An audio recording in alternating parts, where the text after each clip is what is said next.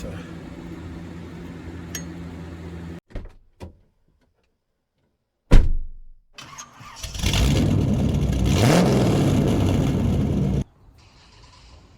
hi there, this is Ray with Easy Simple Mechanic. Welcome back to the channel, and today we're going to continue working on the 1972 Ford F-100, where we make some repairs to the transmission, take care of those transmission leaks, and get this old buddy back on the road again. So let's get started. So we got this truck up in the air, and we're under here trying to diagnose the leak here. It looks like the oil pan is leaking quite bad, but also there's some seals right in here behind the shifter lever and the kick down. There's an O-ring inside there and here, so we're gonna have to pull the oil pan down, and we're probably gonna have to pull the valve body out to be able to pull this shifter rod all the way out to get the seal on that replaced. So that's where most of the leak is. Now it looks like it's all running down here towards the bell housing. My only thought is I hope that front pump seal isn't leaking too much from there, or it's running from the oil pan on down over here. But go ahead and just try and fix the majority of these, because it tends to leak once the transmission is full. It tends to leak out, and it leaves a puddle. The puddle is over here, not the puddle is way over here, right under the right here, right under where this shifter is. Over there it's got a little bit, but it's not as bad as this one. So I'm gonna start here. I think for the time being, what I want to do is I want to replace the oil pan gasket and those two seals that are right in there. Okay, so I pull out the bolts around the front, which are harder to get to, and then I left just two bolts, one on each side there, one there and one on the other side, and I pull out the rest of the bolts, and then I break this pan loose so that we can get the oil to start to come out.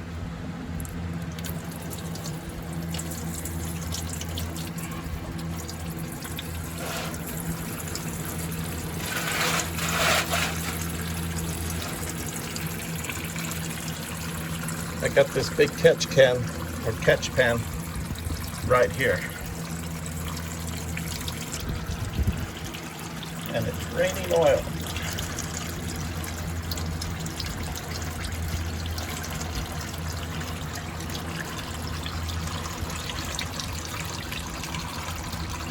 At least the oil still looks pretty good, considering how old this thing is.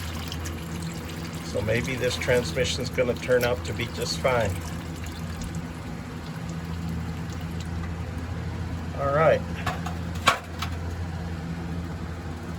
Well, now that majority of that oil is done for, we'll go ahead and pull that other bolt out,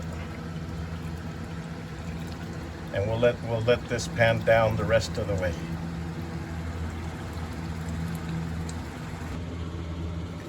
Well, I can see why this pan was leaking. They didn't put a gasket on it. All they put was silicone.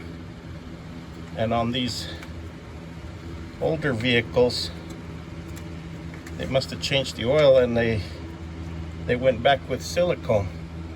These things gotta have a gasket on them. They leak as it is, but with that, if you don't put a gasket on it, it's gonna leak worse. Now, one of the things that you got to check for, of course, is to see if you see anything in the oil that is concerning. And all of this is just clutch material. I took a look at it, so there's no brass or anything, aluminum or anything from the bushings or metal. So that's just composition material from the clutches, so that's pretty good. I'm happy with that. This is a good transmission, I guess. So now that I got that off, I'm gonna go ahead and pull these off and see if I can get those off of there. Well, as you can see, the first thing we did was we had to take the filter off. This is the filter. So we pulled all the little 5/16 bolts that hold the filter on. Now there's two more up top. Those are 3/8. Those 3/8 bolts are what holds the valve body on. So I'll take those two that are remaining for the filter, and then we'll have to take the rest of these off to pull the valve body down. So let me see if I can get these two in here.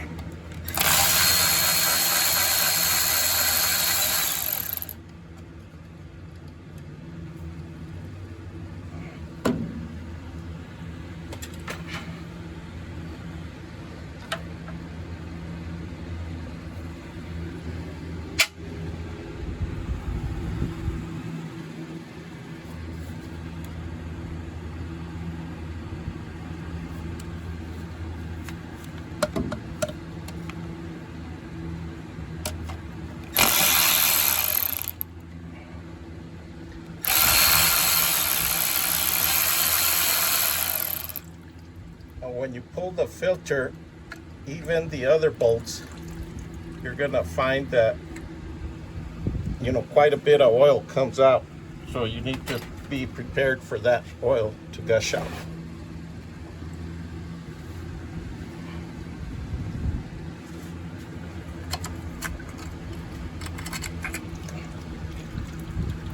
Yeah, this looks like a fairly clean filter, so I bet somebody came in here, gave this thing an oil change, put a new filter on it. Now I found two screws that were loose on this filter. So, and there was one screw that was really loose on the oil pan gasket. So whoever did it didn't torque these to spec. Now they're not very tight, but you still have to torque them down for it to seal good. Okay, so now all we have is these bigger bolts here. There's 1, 2, 3, 4, and then these two right here, 5, 6. 2, 4, 6, and the two that I took off from the filter. Once those come off, that whole valve body will come down. Now you got to be careful not to get it dirty, because you don't want any dirt going back in this transmission. Okay, you got to be careful not to drop this. Bring it down. Well, it's got a little filter screen right here on top, and that looks fairly clean as well. So this looks like in pretty good shape. Now you got to keep in mind that there's two little, one is for the kick down, one lever, and one is for the shifter. Those two items are going to have to line up with these valves in here. I don't know if you can see that, but right in there when it goes back in. So we're just gonna put that back over here and try and keep that clean. And now we can get to these seals. Okay, so this just has a nut and a little lock washer. Okay, and that's it. And then this lever should just come off of there, which is the kick down. That kick down lever just comes off, and we'll just put it up to the side there for now. And now what we have left is this thing. Okay, now right on the end of that lever is an O-ring. So as you pull back on the kick down shaft. You got to be careful because there's, well, you don't have to be careful, you just got to know that that's where the O-ring is. There's an O-ring right here on the end. Let's see if we can push it out. There it is. See, we pushed it out right there. This little O-ring is the one that will cause you all that leakage. But that's not all. There's another seal behind that other shaft. This little O-ring is really stiff, really hard. So it needs a new one. Inside here, what you'll find is there's a nut on the back side of this other lever that you gotta loosen. Here, you gotta take it off to be able to pull that shaft out. Okay? So basically, this nut is what holds it in, holds this lever onto the shaft. This is a shaft that goes through a seal and into there. So just keep that in mind. And this, you can't pull this all the way out until you pull that other shaft out. So, you know, they basically come together. So, okay, so although it may look like you can't get a 3/4 inch, or this is, I'm sorry, 7/8 box end, you need the box end in there to be able to get that nut loose. So you have to work it around this other shaft, okay? You gotta work the wrench around this other shaft, just like that. And then you gotta work it around, get it in there to be able to get that nut loose. If you can't get that wrench in there, then you won't be able to get that off of there. But it needs to be the box end, because there's no room for you to get anything else in there. Okay, so let me pull that off, and then we'll get that shaft off of there. Okay, once you get that nut loose, then you can see this lever is just floating there. Okay, now this is your parking pawl that has to go in there to keep your vehicle in park. So make sure that if you've got an incline on your vehicle, if this rod pulls out, that means the vehicle's coming out of park. So make sure you have your vehicle chocked so it doesn't move. In this case, we have it up on stands, so it can't go anywhere.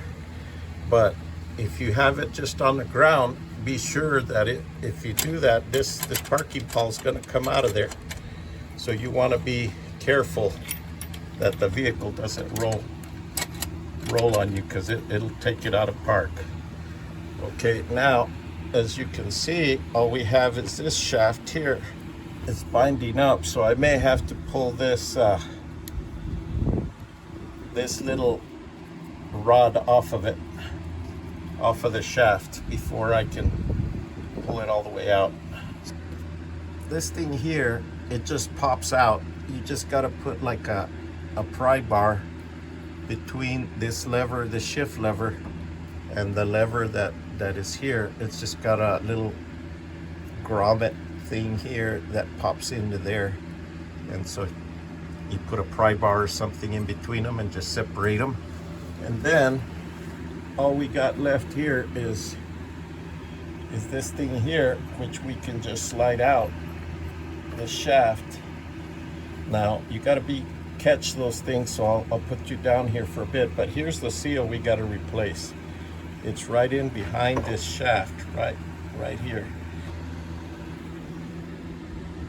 Okay, so all right, so this shaft here is just really smooth. There's the seal right here that we got to replace. So make sure you clean this up before it goes back in, because this all got to be clean. That surface will have to be clean. And we'll put a little bit of oil on the new seal before we put it in. So this seal here, just take a little screwdriver, pry bar, whatever, pry it out, pop the new one in, and we're ready to put this back together.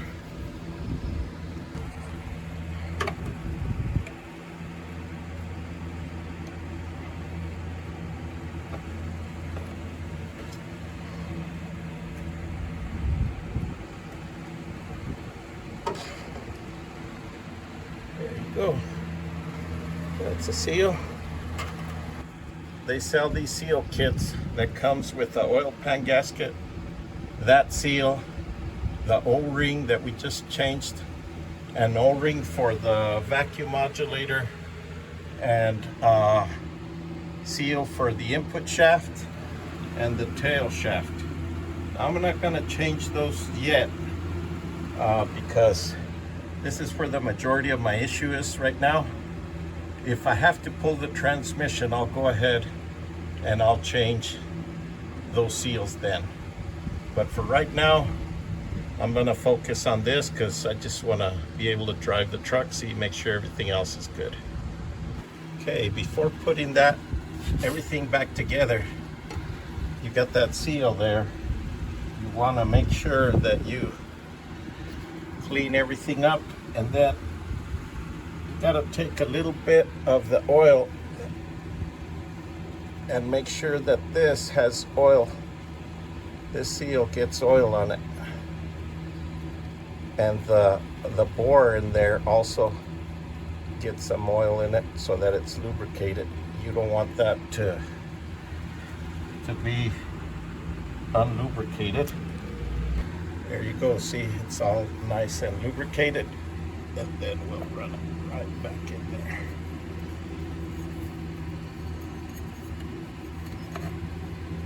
Okay, now we can't push it all the way in yet because we got to get that rod back in there and get that shaft in there. So let me I need both hands for this, so let me get that shaft, this rod back in through there, and get that nut started, get everything kind of worked back where it needs to be. This lever has a notch in it that it lines up with the notch on this lever, because otherwise if you tighten it down and this isn't there, then this won't push anything, and you got to make sure of that before you put the valve body back in there. Okay. Now you'll probably need some channel locks to hold this while you tighten the nut on the back here. So we did that.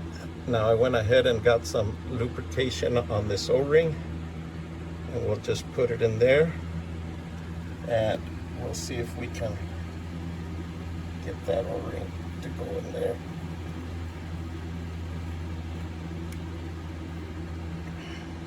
You want to make sure it goes all the way in there because it's got a seal against both surfaces. And now we can put this kick down back on it, and it has a slot in it that has to go with the slot on there. Okay, so we got this put back in there. You can see that. I got that nut tightened down. And then this one here, you just have to take some channel locks and pop that back in there. See, I just took these and just squeeze that back in there, and that thing is ready to go. Shifters in. I went ahead and put the valve body in, and I just put the bolts loosely. I'm going to torque them all to factory specs once I get these other two in there, because there's also a little sequence that you have to go by, I believe, to tighten those. Okay, and there you have it. Our valve body's back in. So there's my pan with my bolts nice and clean, and so we're just going to put it back up there. We're going to torque the valve body to 80 to 100 inch-pounds, which is 90 inch-pounds. And then these bolts get torqued to 10 to 12 foot-pounds, or 120 to 144 inch-pounds. So around 130 inch-pounds. So let's just get this back up there, get them torqued. There we are. all of these torque to spec.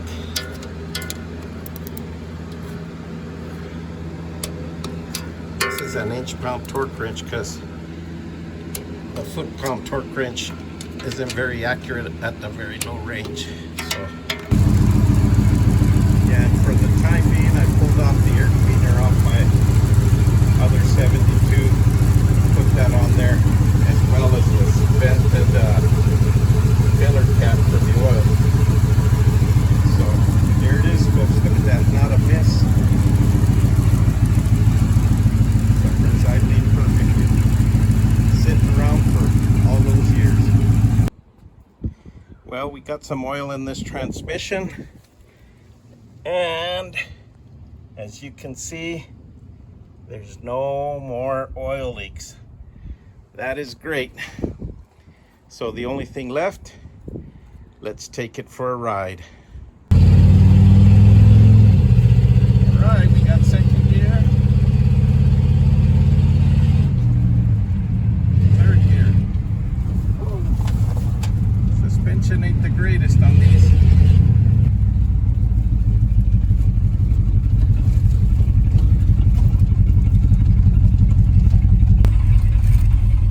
Turn around here. Gears seem to be working okay. One thing more to test is going to be the reverse, or not the reverse, the kickdown. So we know we're getting all three gears in the forward direction. So now we just got to make sure that we get all the gears in and a kickdown.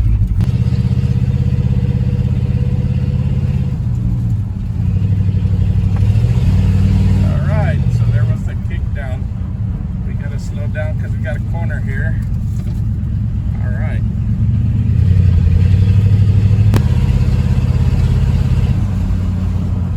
Has some pretty good little pep. It's not bad for a truck sitting around that long. I don't know, you guys tell me what you think we ought to do with this old gal.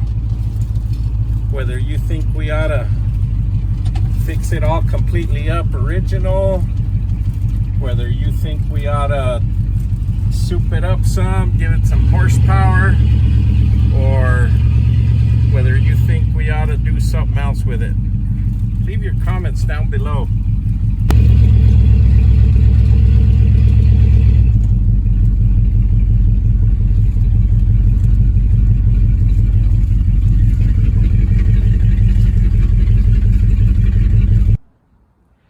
Well, folks, that's going to do it for this episode. We got this truck on the road after more than 10 years. Don't know exactly how long it'd been sitting before I bought it. So I know it's been sitting for at least 10, more like 12 since I've had it. But it's going to be back on the road. Let's see what we do with it next. Now, we did take a little time, and we cleaned up the wheels on it and threw a little paint on them to kind of keep the rust off of them. That's going to do it for this project. Let's see what we do next. Thanks for watching. Like, share, subscribe. Talk to you on the next one.